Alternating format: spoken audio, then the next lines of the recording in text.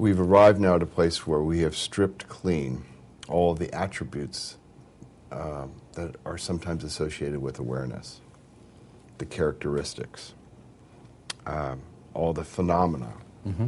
And we've sort of created, even on a very subtle level, awareness as something different than what awareness is aware of. Mm-hmm. Okay. And that's very, very subtle. And we start going then into... It's subtle enough for many people to not even worry about it. Right. And nor does Atmananda say you have to worry about it. Right, right. So there are no psychological characteristics, there's no physical characteristics, there's just no characteristics to it at all. And no purpose to it. Right. At all. Purpose would be another... Now, when I said there were no attributes, I have to say that my experience tells me that in fact there are some attributes. Mm-hmm. And maybe we need to talk about those. There is this sense of awe and wonder about sentience itself, mm-hmm. about intelligence mm-hmm. and life and beauty itself, mm-hmm. and wonder just at how unbelievable the whole thing is. Mm-hmm. So I guess, in a sense, you could call those attributes.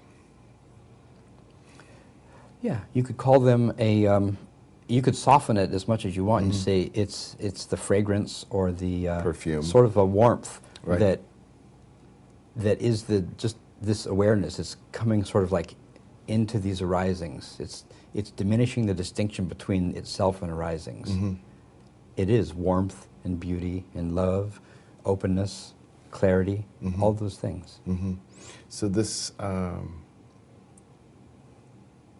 the time each arising is greeted in the moment as a single event, arising, being there, and disappearing, there is a growing awareness that the arising itself is nothing other than awareness. Mm-hmm. Because you've run out of candidates.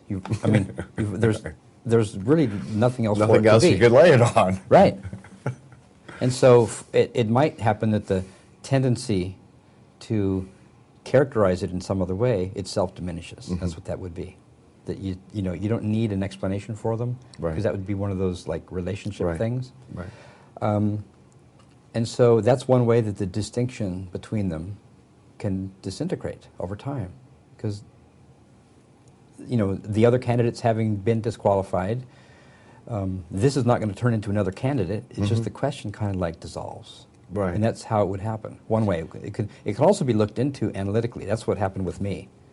Because I noticed that this was still a dualistic situation, although an infinitely sweet one. Mm-hmm.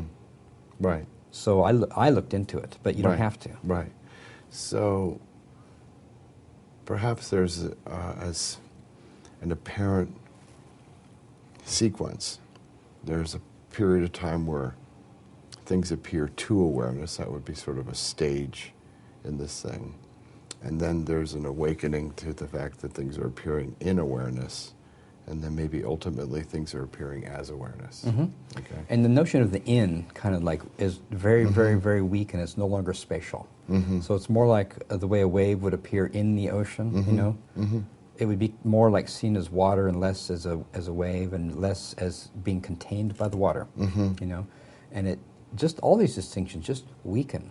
Mm-hmm. They seem more soft and diffuse, as though they have edges of light and it kind of permeates inwards.